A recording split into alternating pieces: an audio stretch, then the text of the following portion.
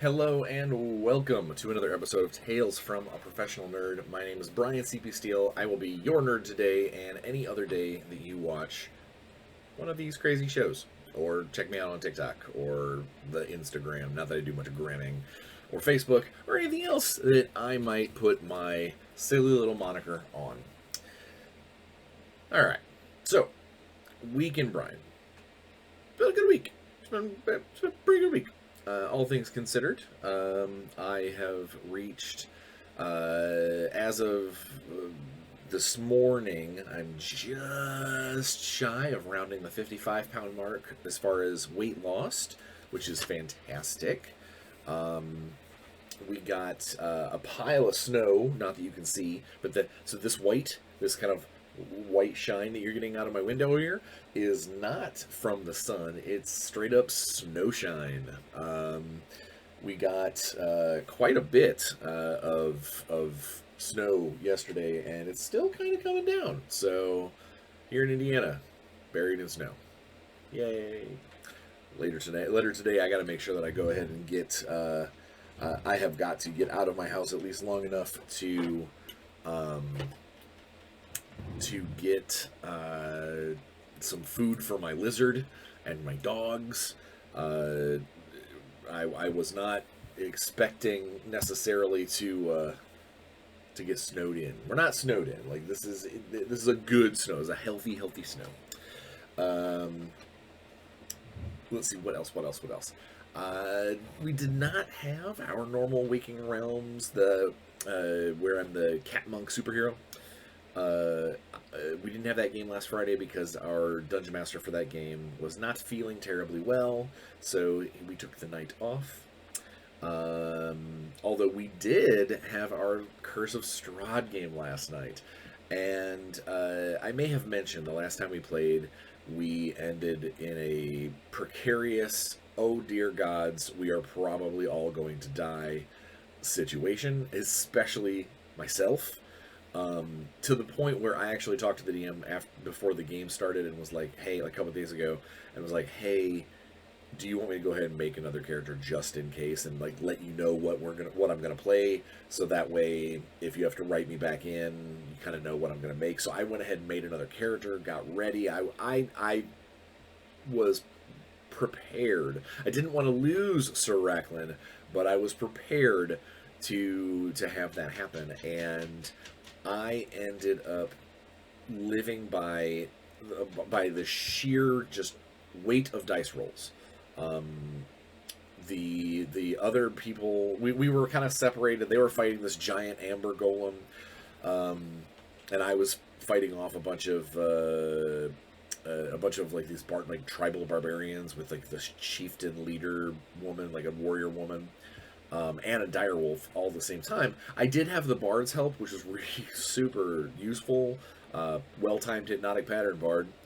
But when the last session ended, I was half dead, half used up all my lay on hands healing. Most of my spells were gone, but my most recent spell had wild surged into for the next minute I can teleport as a bonus action. Only like 20 feet away, but it was still... it was absolutely key, because I was able to basically get out from being surrounded, get into the next room, and try and get away into the main hall. If I would not have made it into the main hall when the chieftain lady speared me in the back and put me into death saves, if it wasn't for that, I don't think I would have survived. For the sheer fact that there was no easy way for the rest of my party, once they dealt with that amber golem, there was no easy way for them to actually get to my character to heal me. And if it wasn't for our cleric of light healing me, I would have probably died when it came to the death saves. Now, the death saves themselves, when it comes to the die roll, I actually had a huge bonus because of being a paladin and having a luck stone, and it being classified as a saving throw, and so that was I had better than average odds. However, I had already used one of the kaleidoscopic faith, the kaleidoscopic oath paladin abilities that basically allows me to borrow from fate. I took advantage on a roll earlier, and the next time I rolled a 20 on the die, it counts as a failure. So basically, even during death saves, if that would have come up a 20, normally yeah, you're perfect, you get back up, I would have actually failed that save. So I was in a really rough spot. Not to mention, surrounded by a whole bunch of barbarians, which never goes well. But yeah, so the teleporting, had awesome effect. Again, it's funny how the game emulates itself. The rules sometimes just kind of lean in on the game story. My character is this servant of chaos and fate, and the wild surge that happened to happen is what actually saved me. If you think, when you think about it, so my character has this renewed belief that his faith in chaos, his faith in the gods do what they will when they will. So it is just our job to go with the flow and make and help move this chaos along. Has just been reinforced. So I survived. We got healed up. We started exploring this the rest of this temple. And immediately, one of our all too careful characters is like, "Don't go in that room. It could be trapped." It doesn't seem like so. My character immediately goes in and plays hopscotch in there effectively to try and find out if it's trapped. And they're like, "That seems really dangerous. You almost died yesterday." And I'm like, but I didn't die. So therefore, the gods are looking out for me. But perhaps the reason why I almost died is because I was being too careful. I didn't die because I wasn't acting in the moment and in the chaos around me. And so my character for the next couple sessions at least is definitely going to lean into the do what comes as it comes, because the gods have set this up for you. So there you have it. It was a great session. I mean, it was mostly combat, but it felt good. We had a little bit of role playing afterwards. I felt bad that one of the players couldn't make it because he's got finals. But I'm very glad that he gave the DM permission to use his character as basically a combat tool, because we would not have done nearly as well if it wasn't for our big barbarian cat running around slashing stuff with a greatsword. All right, so let's see what else. Work-wise, still slogging away on a very important Power Rangers book. Just found out that I will definitely be attending Gen Con this year with Renegade's blessing. So I'm probably going to be doing some cool, hopefully maybe some panels, some book signings, some that kind of stuff at Gen Con. More on that later. Also found out that I will be doing a special event at GaryCon next month that will be streamed. So when I get more information on that, you'll know. I'm assuming it's going to be on the GaryCon Twitch channel. It's going to be a ton of fun. I can't talk a whole lot about it yet until things get set in stone. Right now they are wet ink on a page. So let's hold off and wait for that to happen. But if you aren't already, go subscribe to the GaryCon Twitch channel, because I'm sure there's going to be there's always cool content on there. But when it gets around to GaryCon the show, telling you, it's going to be rad. Okay, so work-wise, working on the Power Rangers thing, helping out with some editing. Just got done with the Dungeon in a Box little kind of mini adventures thing that I was doing, and those are fun. I'm hoping that they're well perceived. I love the idea of like little individual baby adventures that are like not even like maybe a full game session. It's more like a distraction from a game session. And the Limitless Monsters Volume 2, that Kickstarter ended. It did well. And I'm excited to see the finished product on that. I'm definitely excited to have you guys see those monsters that I made, plus all the rest of the awesome stuff that Andy put in that book. Warzone, little update on Warzone coming at ya. Is we're slugging away. I'm slugging away on the lore and fiction, the kind of historic document aspect of the rulebook. And Alex and his guys are slugging away on the other side of things, helping make my rules look and sound as good as they can. If that makes any sense. So we're getting closer. We're inching along, getting closer to that Kickstarter. Guarantee when that happens, when the Kickstarter becomes a real thing, you will know. I will probably have an entire episode dedicated to that Kickstarter. And other news earlier this week, business related news earlier this week. My second full Shadowrun novel, released in digital format on Drive-Thru Fiction. It is called Control Issues. Control as in Control-Delete. The CTRL, not control the word. I am very, very proud of that book. I love the story. I love the twist. I love the climax. As a fan, and the characters in there are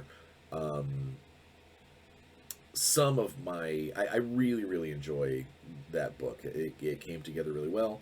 So if you read things on a digital format, pop over to Drive-Thru. You know what? I will put the link to Drive-Thru Fiction in this description.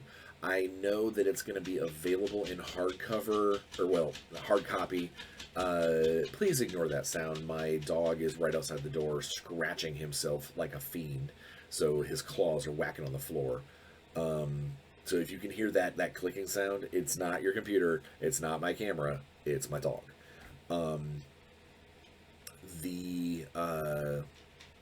It's going to be coming out on the hard copy version of the book soon. I was told that it's not very far off. So probably next week I will put the link to buy the physical book. And of course, if you follow me on Twitter and stuff, I'm going to be talking about it.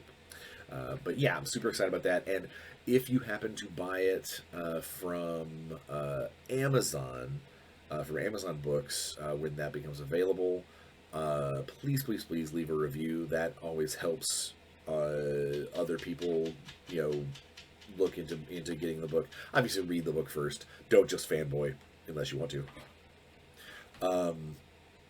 Yeah, so that's pretty much it. That's been the week in Bryan. So like I said, it's been a good week. The overall, just pushing forward on projects, trying to get things wrapped up before my convention season officially starts here in a month. I got invited to a convention that I can't go to, just because the weekend is bad. It meets up on the weekend that I am going on Satine's cruise.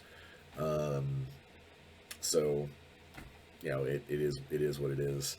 I would have liked to go to that event as well. It sounds like a really fun event, but I've got this whole honeymoon D&D cruise thing that my wife and I are taking, so that's gonna happen. All right, so you know what? Let's get into it. Let's get into the topic of the week. So if you clicked on this thumbnail or clicked on this video, you saw the thumbnail and you saw the picture. I was comparing some cool painted models that I did. So I've got this giant marble statue warrior guy. I had him in one hand, and then I had a kind of a big bear, troglodyte, and a kind of like mutant dire troglodyte. I'm calling him a trollglodyte. Basically a troglodyte that has eaten too much troll flesh and now regenerates. Aside from that, that's what I had in my hands. The concept was that I was gauging which of these I should throw at players if I was a DM. Uh, so this is herein lies the flux, the crutch, the thing is when you're running or designing an adventure, um, you always have to figure out, are you going to balance these encounters? Are they balanced against the player? Against the players? Are they balanced within the kind of the setting of the universe? Are you playing a super heavy, almost superhero-y style, everybody's got 10 magic items, they're all higher level type game, where if I decide to throw a dragon at you, if I decide to throw a storm giant at you, it's not just going to be, oh, everyone's dead. You actually be able to handle this. Is this the kind of game that is very low magic, very gritty, and a pack of kobolds is a scary fight because of just the sheer volume of having to deal with things, or the resources that you might use? Is this a low level game? Is this a kind of game that's not even level based? Is this a World of Darkness game where you can't truly gauge at a glance how tough something is? You really have to look into what powers are they capable of, what skills do they have, do they have any special equipment? These are kind of the things that you need to look into. A lot of games, a lot of a lot of D&D D20 games they've got the challenge rating, the CR system, which is okay. Hang on. The challenge rating system is they've got that where it's based off of figuring out how much close average resources you're going to be able to use to defeat a particular foe or a group of foes. In the Essence 20 system, we have the threat level system. I know in old Palladium Rifts, you could basically look at whether or not the standard damage points and mega damage points. You could kind of at a glance get a good idea. If it had mega damage, you knew it was that kind of class of enemy. If it just had standard damage, then you could. You knew that, like, if your guys could deal mega damage, it's dead. So like there's ways within each system for you as a game master or a dungeon master or storyteller or whatever, there are systems baked in, some of which are a little more intuitive than others, some of which are there's an actual, like, somewhat of a formula. But I'm going to tell you this. I'm going to tell you this as a game designer, as someone who has done stuff using the D&D system, stuff that is done Essence 20, stuff like as someone who has made countless encounters. There is no perfect way outside of like a miniatures game, and even then, you are relying heavily on whether or not the designers got it right, whether the playtesters got it right. There's no easy way to balance everything perfectly. So one of the things that I always say is be flexible. If you're looking at an adventure, and let's say you're running, the adventure says in the beginning it is designed for 4 to 5 players, and you only have 3 in your party. You only have 3 people that showed up that night. Rather than throwing the entire, and the written encounter says 12 orcs or whatever, instead of just throwing them at the all these orcs at them and going, sorry, one of your guys couldn't make it, and then watching them suffer. Why don't you back it up a little bit and be like, okay, there's not 12, there's like 8. Give them a little bit. Keep the challenge. Don't make it easy on them, but don't make it an uphill death party either. The other thing you can do is so there are a lot of storytellers and dungeon masters and GMs and things that will say fudge your dice rolls. If the dice are being overly harsh, I am not that kind of dungeon master. I have a hard time lying to my players. I would rather make tactical decisions and adjust an encounter based off of the circumstance rather than roll dice and go, oh, that hit you or that did not hit you. I would rather go by the numbers when it comes to the dice and the mechanics, but then just adjust things based off of what I think the situation would need. In the case, like I said, like 12 orcs, knock it down to 8. If it's an important like thematic thing, like for instance, I did recently an adventure that revolved around there was a fox creature that had a very spiritual thing, and there was 9 of them, as in the 9 tails of the fox spirit, the Japanese fox spirit that you see, the kitsunes. So there was 9 bad guys in that encounter. There was 9 of those fox creatures because they represented the 9 tails of the spiritual being.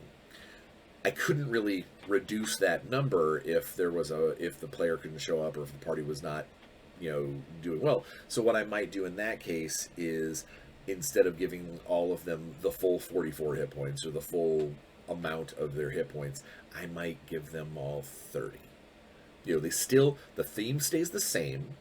The challenge of the adventure remains, but now they're a little easier to deal with for the smaller group, for the less inclined or the less equipped, that kind of thing. I also I do believe that there is something to be said for making combat for making these combat encounters, trying to make them exciting and adventurous. Sometimes that could be the villain boasting. Take a turn where you're not, okay, I run up and hit you twice, or oh, okay, I run over here and cast this spell. Take a turn where he stands and maybe uses an intimidate on everybody, where it doesn't necessarily have a huge game effect. Like maybe it gives somebody disadvantage on their following turn, or maybe you give him like D6 temporary hit points because he's bragging to everybody. You're the game master. You have the ability to make those adjustments, and it adds to the cinematic nature of the fight. It adds to the tension of the session. And in certain cases, it might be just the kind of break or kind of zap and zing that maybe your player that for the last 5 rounds has been, I walk up and I hit something. I walk up and I hit something. What do you do? Are you doing special? I walk up and hit something twice. Like maybe somebody who's getting into the combat rut, pick on them. And I don't mean pick on them like you rode over and hit them. I mean you point out with that guy and you have him do the intimidate check specifically to him, or you try and taunt him. Like you try and get people back into the role-playing aspect of the fight and away from the my turn, roll, your turn. So that's and it adds some flair to your encounters. Hopefully also giving you a decent gauge on how close your opponent, your enemies are to wiping out the heroes. And then the other part of that is part of that theatrical nature. Now it's something that we baked into the design of Essence 20 was not every battle has to end in death. It ends in victory and defeat, which means it could mean anything from somebody running away to I'll get you next time gadget. Like it could be all manner of things. It doesn't have to be to the death, to the death, to the death.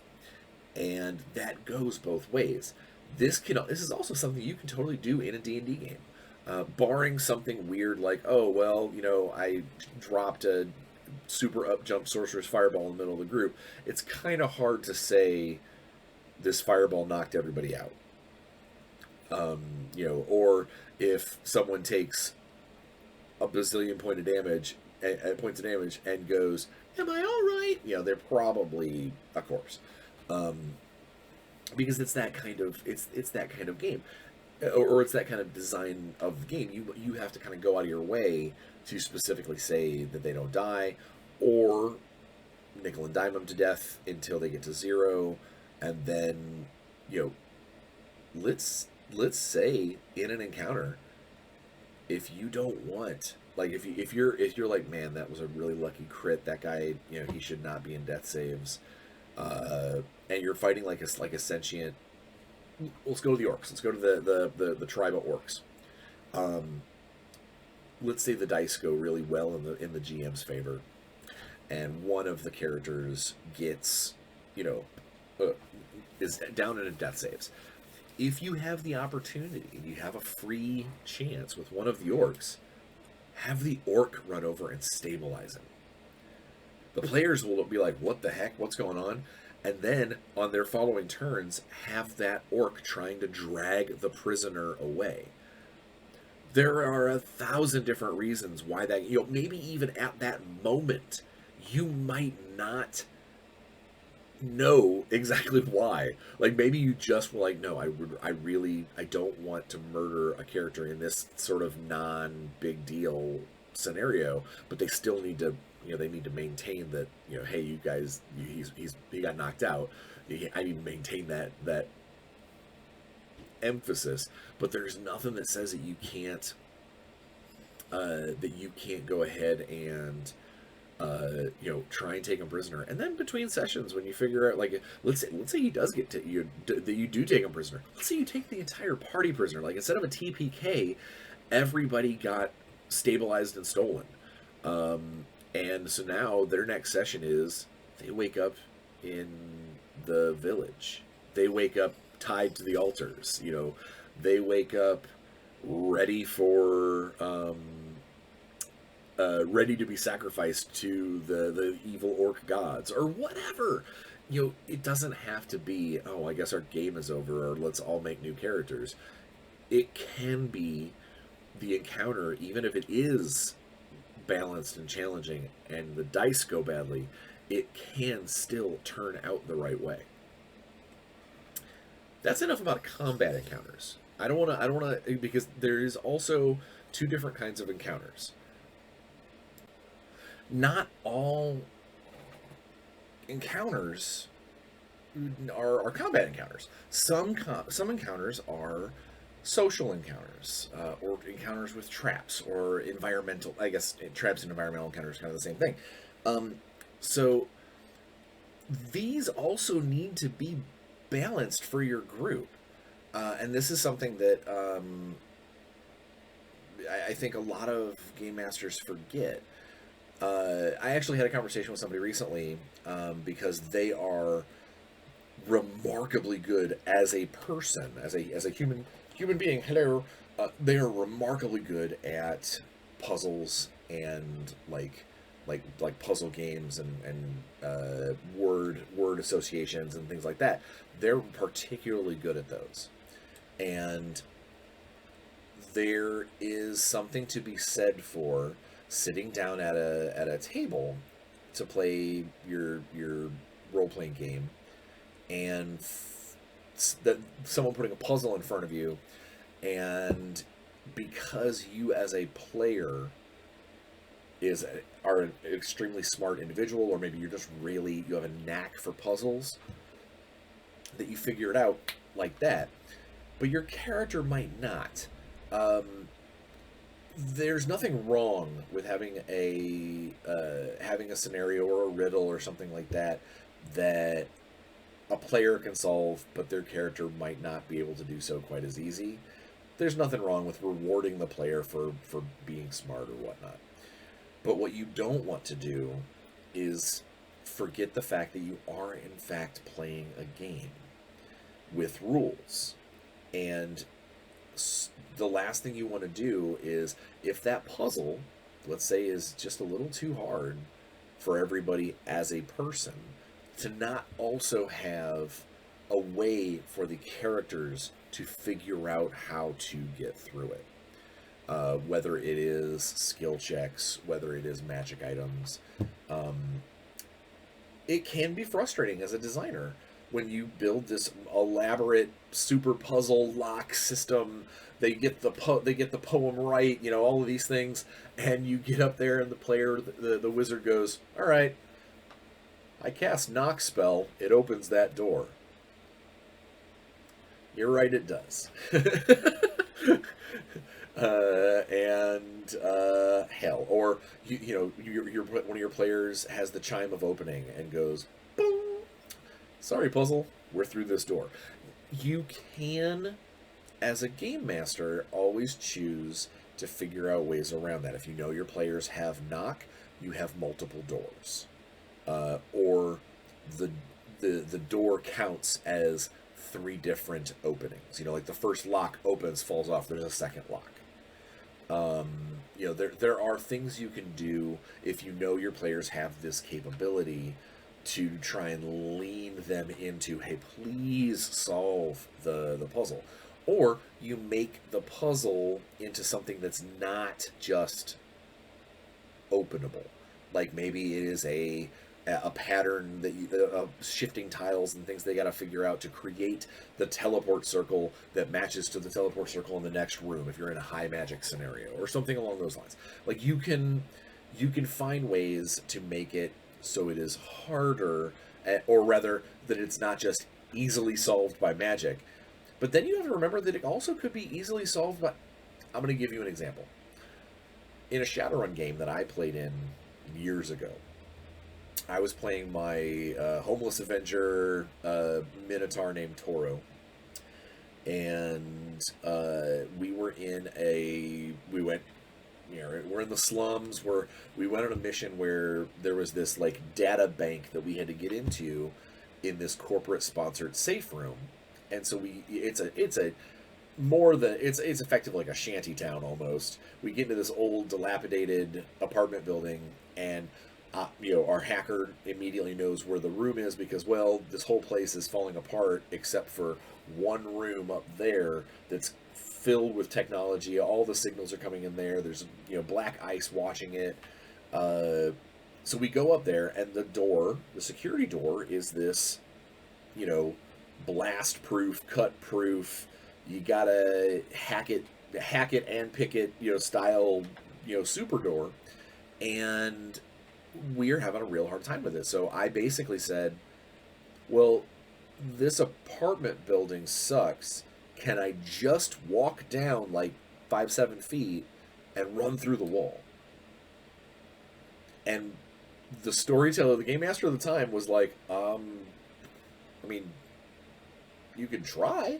And I'm like, because it doesn't make sense that the room that this safe room, that they would have built it on the top floor around this dilapidated building and then reinforced the walls. You can put in a security door and cameras and stuff, but like you're not going to change the structure of the building. So I assumed that it would basically be drywall, wooden padding, which my dude was totally okay with running through. So I took a running start and I smashed through the wall like the Kool-Aid Man, and took the guys by surprise. And so our game master was definitely like, all right, well, I guess this is happening. He had set up this elaborate hacking program situation for us to try and get through, and I circumvented that, but it was a cool scene. It was an interesting way to get around the problem, and it made for a really cool story. That's one of the biggest things I gotta say, is that the last thing you want to do is have your party members, have your players sitting around the table frustrated, out of options, and they just don't know what to do. And you definitely, definitely, definitely do not want to have an NPC be the one that gets them through it. Because that is as a player, that is one of the most deflating ends to an encounter. Is, oh, none of us had the resources or the know how as players or characters to get through this. You had to bring in your guy, your Deus Ex Machina, to fix this, to get us past this. That it's disheartening, it's demoralizing, and it makes it. It also points out, as a DM or a game master, it points out that that game master is also always going to bail you out if you get stuck. So you it's a catch-22. You don't want them to be too stuck, but you also don't want them to get through things too easily, because then all your hard work, all of your encounter planning is out the window. So it's a fine line. It's to try and figure out where that sits. It's not easy. Social encounters can be the same way. That's a cool, like, trap puzzle encounter, but social encounters can be the same way. If you have a group of kind of low social interaction kind of thugs and thugs and barbarians and cutthroats, the less than clean types, and you go, okay, this entire game session is going to be in a ballroom amongst nobles. They are either going to tear that place apart and have a blast, and you can gauge that, whether or not that's something but the last thing you want to do is during them having just the time of their lives, you go, okay, well, the royal guard move in and tell everybody to be quiet. Don't stifle them just because you want a scene to go a certain way. But also, if you want that scene to go that way, if you want it to go more social, more polite, less puerile jokes, less I drink from the punch bowl, I run over and punch that noble, less that kind of stuff, then you set that tone from the very beginning. And maybe when they walk into the room, they see that there's a candle burning, a single candle, like green candle, and its light, makes everybody, counts as a sanctuary spell for everybody in the room. Or, they walk in a more of a sci-fi game, they walk in and see there's security cameras everywhere, there's guys with earpieces, like, there's ways to subtly point out, hey, or maybe even not so subtle, hey, this room is not going to be the site of a bar fight without consequences. And you don't want someone to be so socially manipulative. Charm spells are one thing, that kind of stuff, but, like, it's very tempting to have someone who is super manipulative, super persuasive, super intimidating, or whatever, do things that have a lasting effect on the characters. The problem that you run into is sometimes that feels wrong. If you hate this guy, you want to kill this guy, like, he is like the best friend of the big bad, and you know it. You watched this guy burn down all the orphanages in Happy Town. You can't see that guy just because he rolled slightly better on his persuasion test for you going, oh, well, he's a good guy, we should be good. No. If he rolls really high on his persuasion test, then maybe you follow it up with your characters doing some kind of insight or investigation test as to what kind of front he's putting on. Or maybe looking at, giving have everybody do a performance test, because they can act like they're falling in suit, not sneering or squinting or narrowing their eyes at him like they would naturally. There's ways to interact with these characters in these situations that isn't just roll dice, have effect, and roleplay goes out the window. Another great thing for social interactions, for social encounters, is bartering. Having the bartering and haggling at a store or at a town bazaar. For some people, in some games, the purchase of equipment or requisition of equipment or anything like that is as easy as just the DM and the GM looking at the group and going, all right, spend your money, everything's 10% off or whatever, and or in the case of like a game where you have equipment requisition, where you go, all right, I need this, and this, and I'll roll for this. You can do it that simply, or you can turn it into an event. Have the character talk to the shopkeeper. Have people look shady. Give them the opportunity to maybe stop a pickpocket, or give them the opportunity to see if you can get a better deal than just 10% off, or screw it up and get a worse deal. In the case of in the case of the other thing, the requisitions, have a role play out with the requisitions officer, the guy who it's not just a form you fill out. You have to hand it in to somebody. You got to talk to somebody, and maybe you can get something cool out of it. Like, instead of getting that one rifle that you really, really want for this mission, you rolled particularly well, and the requisitions officer goes, I've been saving these for, these fell out of a box a long time ago. I've been saving them for just the right person. Here you go. And he gets a set of experimental ammo that shoots jelly rounds that expand and slow you down. I don't know, whatever your game system needs. But basically, you can turn these little encounters into something more and more fruitful and more role-playing and more of a scene instead of just a die roll. And it also gives you a good opportunity to feel out just where your characters are. If they are, if the characters are doing a really good job of haggling and all their skills lean in that way, and they figured out, hey, this is the guy who gets to do all of our purchasing, now, based off of actually playing through that haggling and knowing, building on their characters and knowing their skills back to front, knowing their leanings, knowing maybe they figured out a cool spell combo that you had not realized, and you go, oh man, that's brutal. It adds to your repertoire, so in the future, not even necessarily the next haggling, maybe the next time there's a negotiation for prisoners, or someone trying to tell the raiders to stand down, you will have that knowledge going forward that your characters are capable of this kind of thing. They think about this kind of thing. They know to do this kind of thing.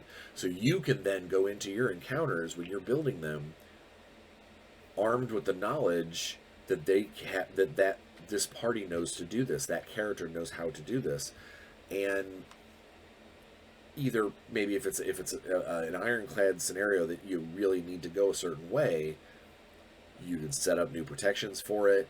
You can kind of prepare yourself for this sort of scene with like the right answer to pop back with. You can basically go into a situation understanding what they are capable of, and that will let you balance and make that social encounter just as challenging, just as fun, and not necessarily just a couple of die rolls as it would be if you just said, buy whatever you want on the thing. Now, so there are times where it is no big deal, where someone's like, I need to buy arrows, and you go, all right, whatever, go buy arrows. Or it is, you've got a limited amount of time that you're playing, and you really want to get to a certain scene, so you don't want to spend an entire scene, talking to the rec officer. That is your prerogative, and it's you can choose whether or not that's the route you want to go when it comes to these encounters. But overall, it is the way that you set up your encounters, the way that you set up your threats, the way you set up your bad guys, is up to you, to your table, if you want your game to feel very, we are the heroes against the big bad, and all of the rest of these are minions. These are just stepping stones on the way to the next boss battle. That's up to you. You can choose to make these lesser encounters pushovers. I mean, hell, in D&D 4th Ed, they literally had minions that had 1 hit point, no matter how tough of a fight it was. They were, if you hit them, they die. There was an old, highly inappropriate indie role-playing game called Made Men that had a similar rule. There were different tiers of encounters. Some tiers were, if you succeed a skill roll against this person, they are eliminated. And then they go all the way up to, these guys have player character stats and you need to beat them 10 times or whatever. That's kind of all based off of the system. It's all based off of how you want to build your game and your game sessions. But what I would suggest is that you make sure you feel out your characters. If your players, if your players are not into a hack and slash dungeon crawl, don't immediately throw them into the sewers underwater deep, because that's going to be nothing but monsters as far as the eye can see. If your players want a more, are comfortable with a more flowery and social and role-playing aspect, maybe lean some of your encounters towards higher society. Or maybe one of your bad guys, make him a legit noble. Not a fighter, not like, oh, he's a noble, but he's secretly a vampire, or oh, he's a noble, or he's secretly a wizard. No, make him a straight-up noble. He's got 8 hit points, he's a schmuck, but his power lies in his role, in his allies, in the fact that if he dies, you guys will be enemies of the state. That's the kind of stuff that you can balance some of those rules versus setting against. It's totally up to you. Also, there's nothing that says, there's a really cool factor of, I'll bounce back to combat adventures or combat encounters. There's a really cool thing of sometimes dealing with, fighting the boss way before you're able to. Just don't have him, if you know that this fight is 100% leaned the wrong way, just don't kill them. Knock them out. Take them prisoner. Do something that maybe the rules don't set you up. Maybe the big bad brands burns his particular rune into the back of your arm, or your shoulder or something. So and it's it's a magical a magical mark that you always will see, or something. You can have, or give them an NPC just for that NPC to be stolen away or killed. There are ways to make an overpowered encounter still fun without just basically going, he comes in, he kills everybody, and he runs away. Not as fun. If your players do something stupid and go after, let's say, for instance, your big bad is a dragon.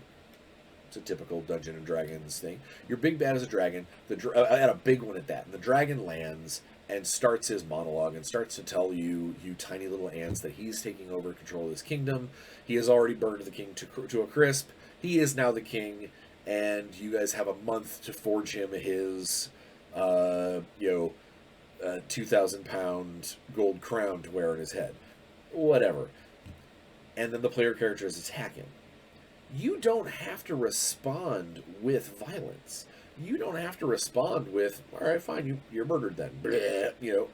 What you can respond with is, he knocks one out. Bonk. Clobbers one guy. Or maybe not even clobbers him. Maybe just, he takes his attack to push everybody over with his tail, and then flies away and says, you've got 30 days. That's the kind of thing that you can do. You balance your encounters based off of the setting, the feel, the session at the time. You don't have to stick to the ironclad rules in the book. And combat has started, someone must die. whether it's the boss or whether it's the monster or the hero. You are not confined to that. You can do so much more with open-ended encounters of all kinds. I love a trap that opens up and takes the characters to a completely different, like almost like sub-quest. You know, a trap door that slides and takes them down into this like cavern. Sure, they can figure out how to get back up, or they can explore this cavern, which maybe has another way out or another way up that goes to another spot in the thing they were doing before. You know, you obviously don't want to just completely cut them off from their wants and needs, but it is cool to give them an option to possibly do something else in the time being, or as their penalty for screwing up and not seeing the pit trap or whatever, that they now have a session full of spelunking to get back to where they were. This is up to you as a game master, as a dungeon master, as a storyteller. You've got to figure out what your players need, what your players can handle, what your player characters can handle, and whether or not it's going to be fun. Because again, that last thing, that's the most important thing, is whether or not it's going to be fun. Speaking of fun, I get to announce it is. So it's when you guys see this, it'll be February 4th. It's the first February episode of Tales from a Professional Nerd, which means the January comment raffle. Womp womp. So I did my randometer, which is basically I write everyone's names down and I figure out what die mechanic to roll. And on episode 126, Calamari, I'm assuming that's not your real name, but you win the January 2022 comment raffle. Yeah! So what I'm going to do is, after this episode airs, I am going to reach out to you on that comment. Hopefully you will see that. You will respond to me with the email address that I put on there, and we will get you your January comment raffle prize package. Now, as this is the first of February,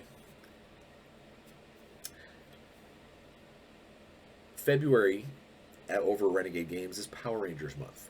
We're celebrating the release of the Power Rangers role-playing game, the first Essence 20 title to be released. I want to celebrate this in a special way, and I'm doing that through my February comment raffle. My February comment raffle. So normally the comment raffle, if you aren't aware of this, it is a random thing. I put together a prize package out of stuff in the studio. Sometimes I go out and get something special or whatever. Sometimes I'll paint something special or whatnot and send that to the person. The February for Power Rangers month is going to go one step beyond. One step beyond! I can't sing that long because I didn't monetize. I am going to take whoever wins the February comment raffle. I'm going to take them and use them as an NPC of some kind in a future Power Rangers publication. That's right. I don't normally announce what things are going to be, but this is a special one. This is one that I think people will be over the moon about.